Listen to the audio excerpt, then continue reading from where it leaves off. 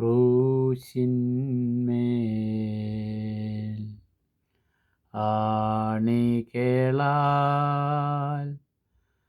നഗ്നനായി തൂങ്ങി മരിക്കുന്നീശോ. പ്രീശന്മാരും സപ്രയന്മാരും താഴെ നിന്നു നിന്ദിച്ചു കൊണ്ടാനന്ദിക്കുന്നു. താഴെ നിന്നു നിന്ദിച്ചു കൊണ്ടാനന്ദിക്കുന്നു.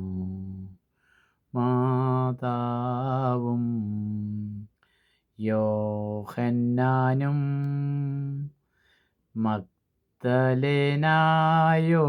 ചേർന്നു നിൽക്കും. ക്രൂശിൻ താഴെ പോയി നിൽക്കാം. തൻ്റെ രക്തം വീണു നാമും നിർമ്മലരാകും. തൻ്റെ രക്തം വീണു നാമും നിർമ്മലരാകും.